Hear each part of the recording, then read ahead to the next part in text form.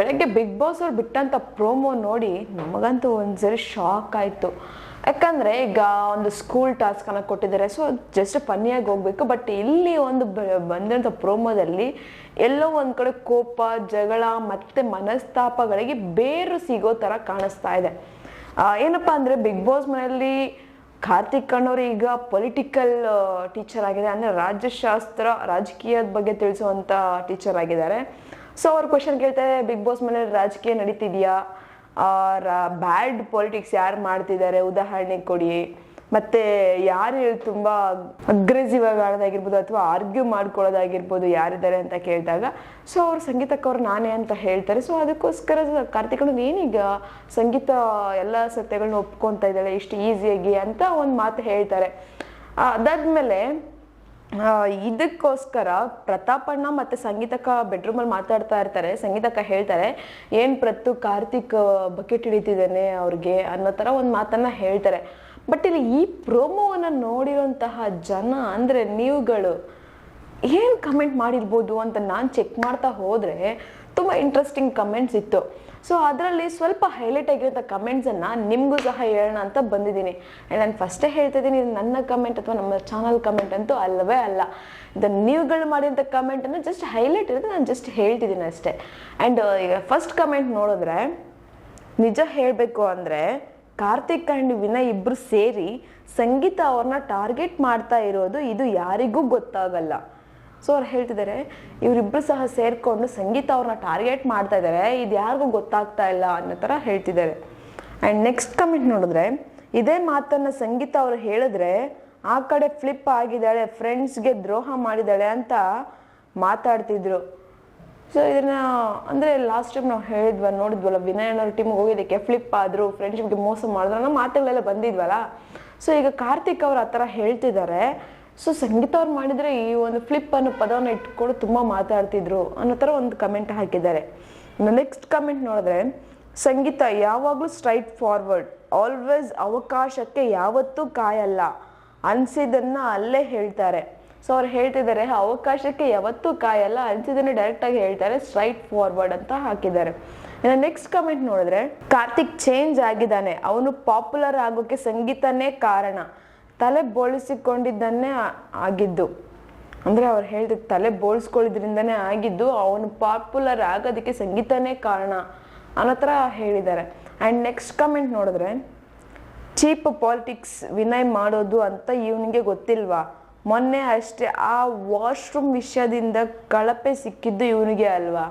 So ಅವ್ರು ಹೇಳ್ತಿದ್ದಾರೆ, cheap politics ಯಾರು ಮಾಡ್ತಾರೆ ಅಂದರೆ ವಿನಯ್ ಅಂತ ಇವನಿಗೂ ಗೊತ್ತು, ಯಾಕೆ ಮೊನ್ನೆ ವಾಶ್ರೂಮ್ ವಿಷಯಕ್ಕೋಸ್ಕರ ಕಳಪೆ ಅಂತ ಕೊಟ್ಟಿದ್ದು ಇವನಿಗೆ ಗೊತ್ತಿಲ್ವಾ, ಅಂದರೆ ಕಾರ್ತಿಕ್ ಅವ್ರಿಗೆ ಗೊತ್ತಿಲ್ವಾ ಅನ್ನೋ ಥರ ಕಮೆಂಟ್ ಹಾಕಿದ್ದಾರೆ. ಇನ್ನು ನೆಕ್ಸ್ಟ್ ಕಮೆಂಟ್ ನೋಡಿದ್ರೆ, ಪಾಠವನ್ನು ಬೋಧಿಸುವ ವಿಧಾನ ಬೇಬಿ ಮನೆಯಲ್ಲಿ ಅಂದರೆ ಬಿಗ್ ಬಾಸ್ ಮನೆಯಲ್ಲಿ ಕೆಲ ಶಿಕ್ಷಕರು ಸಂಗೀತ ಶೃಂಗೇರಿಯವರಿಂದ ಕಲಿಯಬೇಕಾಗಿ ವಿನಂತಿ. ಅವ್ರು ತುಂಬ ಚೆನ್ನಾಗಿ ರಿಕ್ವೆಸ್ಟ್ ಮಾಡೋ ಥರ ಹಾಕಿದ್ದಾರೆ. ಈ ಬಿಗ್ ಬಾಸ್ ಮನೆಯಲ್ಲಿ ಒಂದು ಪಾಠ ಮಾಡೋದ್ರ ಬಗ್ಗೆ, ಲೆಕ್ಚರ್ ಮಾಡೋದ್ರ ಬಗ್ಗೆ ಸಂಗೀತ ಶೃಂಗೇರಿ ಅವ್ರ ಕಡೆಯಿಂದ ನೀವು ನೋಡಿ ಕಲಿಬೇಕು ಅನ್ನೋ ಥರ ಹಾಕಿದ್ದಾರೆ. ಆ್ಯಂಡ್ ನೆಕ್ಸ್ಟ್ ಕಮೆಂಟ್ ನೋಡಿದ್ರೆ, ಈ ಕಾರ್ತಿಕ್ ನನಗೆ ಗೊತ್ತು, ಮೊದಲಿಂದನೂ ಡಬಲ್ ಗೇಮ್, ಇವಾಗ ಇವನು ಏನು ಮಾಡಿದ್ರು ಸರಿ, ಅದೇ ಸಂಗೀತ ಮಾಡ್ತಿದ್ರೆ. ಅವ್ರು ಹೇಳ್ತಿದ್ದಾರೆ, ಇವಾಗಿಂದ ಅಲ್ಲ, ಕಾರ್ತಿಕ್ ಮೊದಲಿಂದನೂ ಡಬಲ್ ಗೇಮ್ ಅಂತ ನನಗೆ ಗೊತ್ತು, ಇವನು ಈ ಥರ ಮಾಡಿದ್ದಕ್ಕೆ ಸರಿ ಹೋಯಿತು, ಅದೇ ಸಂಗೀತ ಮಾಡಿಬಿಟ್ಟಿದ್ರೆ ಅನ್ನೋ ಥರ ಅವ್ರು ಕ್ವಶನ್ ಹಾಕಿದ್ದಾರೆ. ಆ್ಯಂಡ್ ನೆಕ್ಸ್ಟ್ ಕಮೆಂಟ್ ನೋಡಿದ್ರೆ, ಸಂಗೀತ ಅಕ್ಸೆಪ್ಟ್ ಮಾಡಿಕೊಂಡ್ರು ಇವ್ರಿಗೆ ತಗೊಳಕ್ಕೆ ಆಗಲ್ಲ, ಕರೆಕ್ಟಾಗಿ ಹೇಳಿದ್ರು ಕಾರ್ತಿಕ್ಗೆ 100% ಇವ್ರಿಗೆಲ್ಲ ಅಕ್ಸೆಪ್ಟ್ ಮಾಡಿದ್ರು ತಪ್ಪು, ಇಲ್ಲ ಅಂದರೂ ತಪ್ಪು.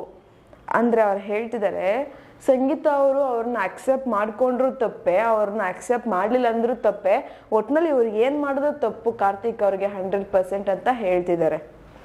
ನೆಕ್ಸ್ಟ್ ಕಮೆಂಟ್ ನೋಡಿದ್ರೆ, ಇದು ಫಸ್ಟ್ ಶೋ ಅನಿಸುತ್ತೆ, ಒಂದು ಹೆಣ್ಣು ಮಗಳು ಇಷ್ಟೊಂದು ಟಾರ್ಗೆಟ್ ಆಗ್ತಿರೋದು, ಐ ವಿಶ್ ಈ ಸೀಸನ್ ವಿನ್ನರ್ ಕೂಡ ಸಂಗೀತನೇ ಆಗಬೇಕು. ಈ ಶೋನಲ್ಲಿ ಅವರಿಗೆ ಕೊಟ್ಟಿರೋ ಹಿಂಸೆ ಯಾರಿಗೂ ಕೊಟ್ಟಿಲ್ಲ. ಸೊ ಅವ್ರು ಹೇಳ್ತಿದ್ದಾರೆ, ಐ ಥಿಂಕ್ ಇದೇ ಫಸ್ಟ್ ಶೋ ಒಂದು ಹೆಣ್ಣು ಮಗಳನ್ನು ಇಷ್ಟೊಂದು ಟಾರ್ಗೆಟ್ ಮಾಡ್ತಿರೋದು, ಅವಳಿಗೆ ಕೊಟ್ಟಿರೋಂಥ ಹಿಂಸೆ ಇನ್ಯಾರಿಗೂ ಕೊಟ್ಟಿಲ್ಲ ಅಂತ ಅನಿಸುತ್ತೆ ಅಂತ ಕಮೆಂಟ್ ಹಾಕಿದ್ದಾರೆ. ಇನ್ನು ನೆಕ್ಸ್ಟ್ ಕಮೆಂಟ್ ನೋಡಿದ್ರೆ, ಬೋಳಿ ಮಗ ಸಂಗೀತ ಇಂದ ಚೆನ್ನಾಗಿ ಯೂಸ್ ಮಾಡಿಕೊಂಡು ಇವಾಗ ವಿನಯ್ಗೆ ಬಕೆಟ್ ಹಿಡಿಯೋಕ್ಕೆ ಸ್ಟಾರ್ಟ್ ಮಾಡಿದ್ದಾನೆ. ಇವಾಗ ಅರ್ಥ ಆಯ್ತಾ? ಅವನಿಗೆ ಫ್ರೆಂಡ್ ಅಂತ ಇಷ್ಟು ದಿನದಿಂದ ಹೇಳಿದ್ದು ಸಪೋರ್ಟ್ ಸಡನ್ ಆಗಿ ಬಕೆಟ್ ಇಡೋಕೆ ಸ್ಟಾರ್ಟ್ ಮಾಡಿದ್ದಾನೆ. ಕಾರ್ತಿಕ್ ಲೋಫರ್. ಇದು ನನ್ನ ಕಮೆಂಟ್, ನಾನು ಫಸ್ಟ್ ಹೇಳಿದ್ದೀನಿ, ಇದು ಜಸ್ಟ್ ಪಬ್ಲಿಕ್ ಅಂತ ನೀವು ಮಾಡಿ ಅಂತ ಕಮೆಂಟೇ. ಅವ್ರು ಹೇಳ್ತಿದ್ದಾರೆ ವಿನಯ್ಗೆ ಇವಾಗ ಬಕೆಟ್ ಹಿಡಿಯೋಕೆ ಸ್ಟಾರ್ಟ್ ಮಾಡಿದ್ದಾನೆ, ಫಸ್ಟಿಂದಲೂ ಸಂಗೀತನ ಚೆನ್ನಾಗಿ ಯೂಸ್ ಮಾಡ್ಕೊಂಡು ಪಾಪ್ಯುಲರ್ ಆದ ಅಂತ ಕಮೆಂಟ್ ಹಾಕಿದ್ದಾರೆ. ಇನ್ನು ನೆಕ್ಸ್ಟ್ ಕಮೆಂಟ್ ನೋಡಿದ್ರೆ, ಬಿಗ್ ಬಾಸ್ ಮನೇಲಿ ಇರೋದನ್ನ ಇದ್ದ ಹಾಗೆ ಹೇಳೋದು, ನೇರವಾಗಿ ಮಾತಾಡೋದು, ರಿಯಲ್ ಆಗಿರೋದು ಸಂಗೀತ ಅವರು ಮಾತ್ರ. ಅದಕ್ಕೆ ಜನಗಳಿಗೆ ಅವರೇ ಟಾರ್ಗೆಟ್ ಆಗ್ತಾ ಇದ್ದಾರೆ.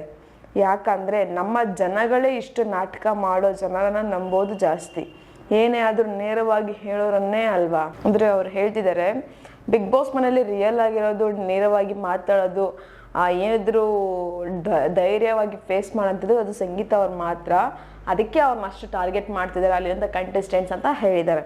ಇನ್ನು ನೆಕ್ಸ್ಟ್ ಕಮೆಂಟ್ ನೋಡಿದ್ರೆ, ಕಾಮೆಂಟಲ್ಲಿ ಅಂದರೆ ಅವ್ರು ಕಮೆಂಟ್ ಅಂತಲೂ ಹಾಕಿಲ್ಲ, ಕಾಮೆಂಟ್ ಅಂತ ಹಾಕಿದ್ದಾರೆ.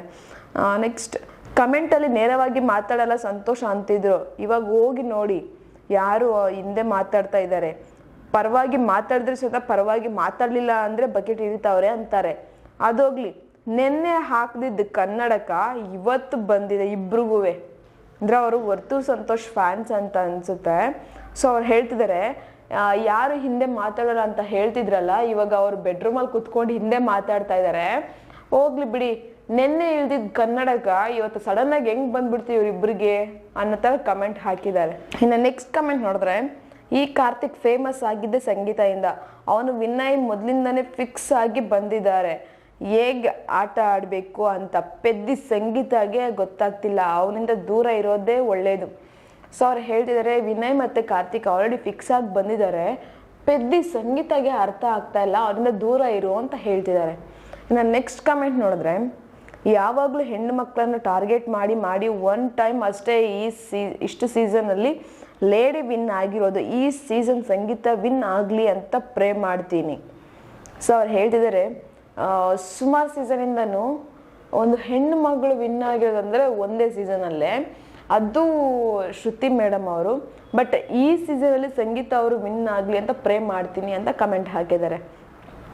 ನೆಕ್ಸ್ಟ್ ಕಮೆಂಟ್ ನೋಡಿದ್ರೆ, ಈ ಬಾರಿ ಒಂದಂತೂ ಕನ್ಫರ್ಮ್ ಆಯಿತು, ತನಿಷಾ, ವಿನಯ್, ತುಕಾಲಿ ಅವರು ಸಂಗೀತ ವಿಷಯದಲ್ಲಿ ಹಿಂದೊಂದು ಮುಂದೊಂದು ಮಾತಾಡೋದು ಆಗಲಿ ನಡ್ಕೊಳ್ಳೋದಾಗಲಿ ಬಿಡುವುದಿಲ್ಲ.